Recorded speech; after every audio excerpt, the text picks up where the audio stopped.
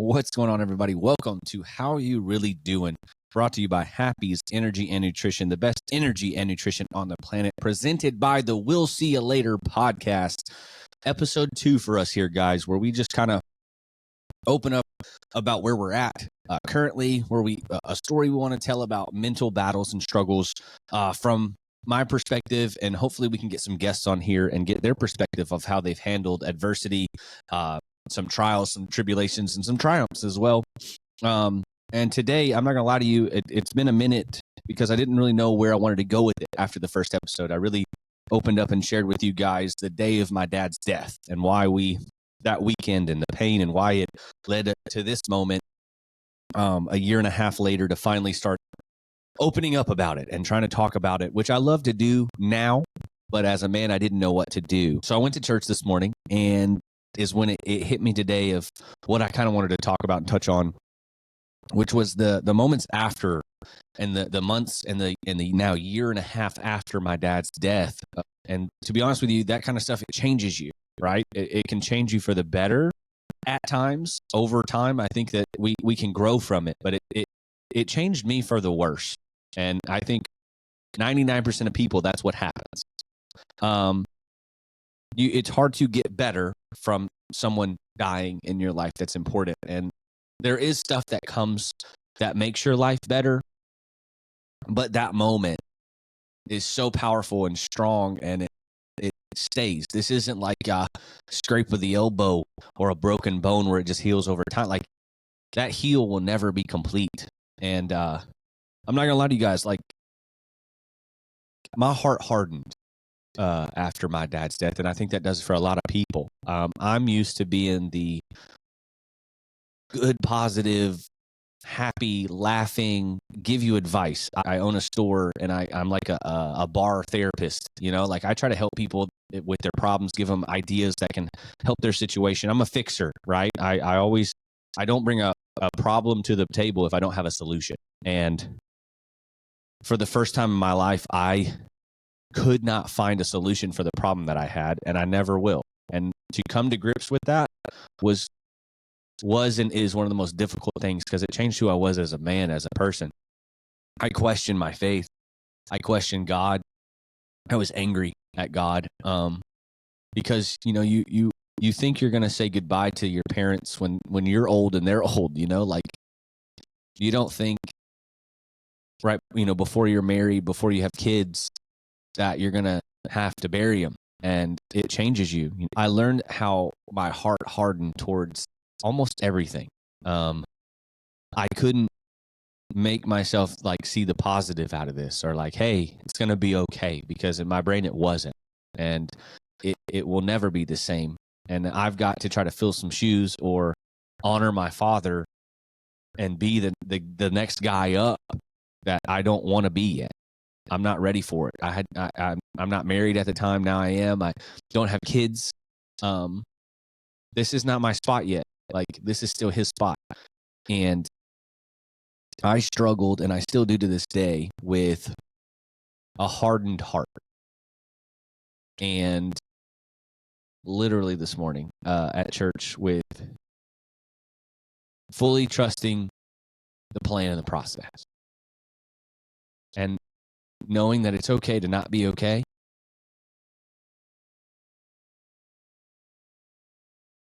And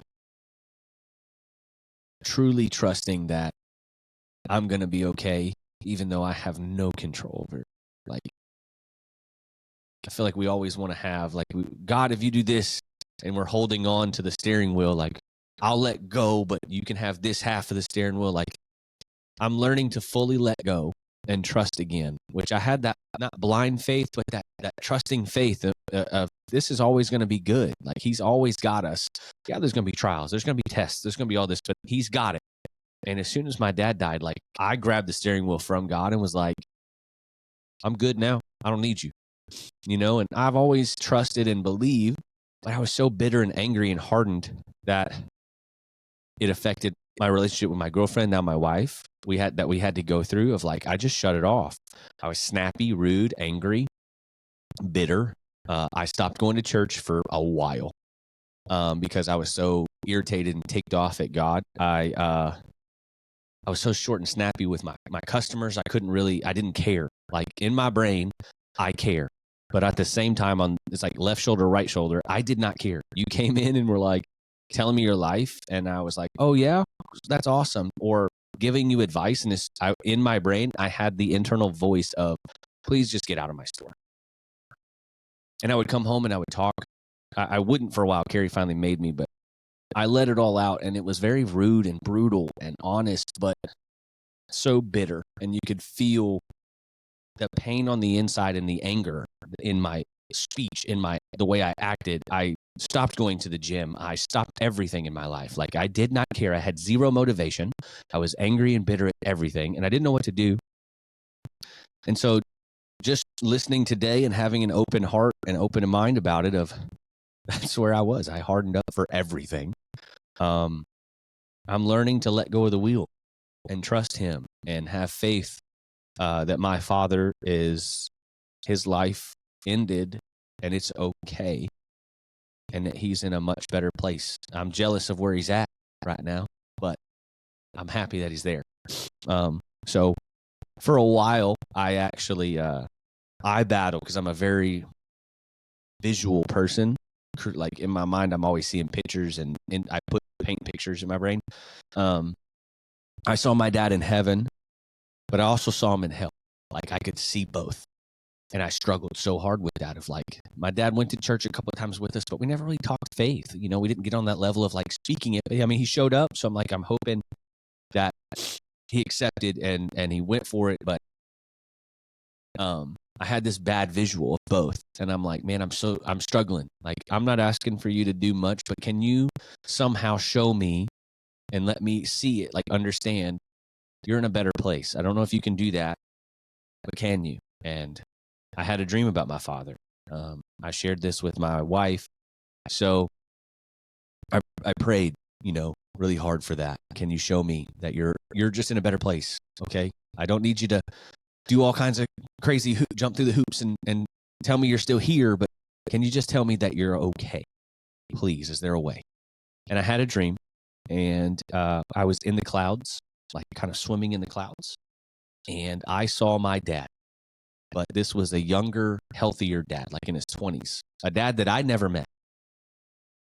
It was like the pictures that I have of him, like holding me, that guy. And he's sitting at a table, like a dinner table on the end. And there are a lot of other people there, but I can't see who they are. And I'm guessing that's like his family or his mother, my grandmother, because we always ate dinner at her big, long dinner table. And she would cook, and I was her favorite. And so she would cook tomato gravy, chicken and dumplings without the chicken, because I just like the dumplings, and I like to, at the end, put my chicken in what's left and eat it. She would make it for me that way, so I knew I was grandma's favorite, but that's neither here nor there. But I saw my dad, and I start yelling, like, Dad, Dad, and I'm trying to swim to him, but I just can't get to him. And he's right out there. And I'm yelling, Dad, Dad, and he finally looks at me, and he just grins. A little smirk. No teeth, just a little grin. Doesn't say nothing. And then he looks back down the table.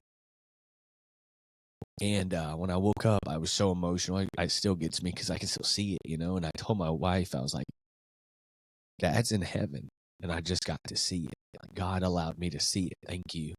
And that's always been my confirmation. I've never had another dream about that. I've never had another instance happen. My mom has instances happen at the house all the time, which is beautiful because they were inseparable, And I held that for a long time. And then my mom told me she had a dream that her and my dad went on a date in the truck. And that they went to a drive-through, and this person brought out their food and looked at him and said, you guys look cute together. And she said she looked to the left, and it was the same young version of my dad. And he just smirked at her, a little grin. And she said, I'm not ready to let you go. And he just shook his head and smirked at her. And I think that was his confirmation of like, you don't have to let me go. I'm still right here, but I'm in a better place. And we both have shared that dream to each other, which I think is beautiful that God allowed both of us just to see that moment. I was like, a dream to me, if I ask for a sign, I can't put a limitation on God of what he's going to show me. I just have to be open and alert to, is this the sign? If he can talk to someone to a burning bush, if he can make someone walk on water, if he can feed 5,000 with a basket, he can do anything. If he can raise from the dead, if he can bring the dead back to life, why can't he talk to me in my dream or show me something really quick? I'm not going to put that limitation on him. So I've learned that even after that, I still had a hardened heart, because coming back to reality, I can't call my dad. I can't ask him questions. My dad will never see my kid in real, like, person to person. My kid won't meet their grandpa. They're just going to hear about him through me. And that, as a man, is so frustrating. And there are just a few things in life, like as a man, that we share with our fathers that are up here. Like, there's just a different level, And one of those is when we have a kid. All men want from their dads, even though they won't tell you this, is, I just want you to be proud of me. I want to make you proud. And we don't know how to articulate that. And so there is a moment for men that women, you might understand, you might not, but it's like a look. No words have to be exchanged. It's just a look, and it's a nod, and it's a smirk or a hug or a handshake. And that is everything to us when it comes to our father. And I won't get that, I won't get that. And so that is something that I have to struggle with and fight with. And that's why I hardened my heart, because I was so angry that I won't get those moments, that God took those moments from me and my father, because we were finally getting good. And now you take this moment. Are you kidding me? And I had to come to grips just literally this morning. I'm slowly letting that hardening soften up and open back up and bring back who I am. But it's taken a year and a half. And then today really opened my eyes of, like, I've got to fully surrender it. I've got to fully give up the anger, the bitterness. The sadness can stay, because that's just love. But I've got to let go of the anger that I have towards God, towards the whole situation, because it's robbing me in other areas of my life. And so I'm trying to work on that. I'm getting better at it. But I when I get into this moment, I know where I'm at if I get in this mode, because I start distancing from everybody. I'm short with you. I don't want to be around you. I love people, but I can't be around you because I know I'm going to say some stupid stuff, or I'm going to not care, and I want to care, And so that's just where I'm at. I'm doing good. I feel great. I've been way better, especially these past 6 months of my life, 7 months. I'm doing better. I'm getting better. I'm getting back to my old self, but I'm noticing that my old self is not going to, I can't go back to the same guy. It's a new old self, if that makes sense. And I'm learning to figure out who that guy is and what he loves. And it's exciting, scary, but I'm going to let you guys in on that journey. So thank you guys so much for this one. I hope that if you guys are going through something, that you reach out, comment something, like, subscribe, share. Thank you guys for just being here, man.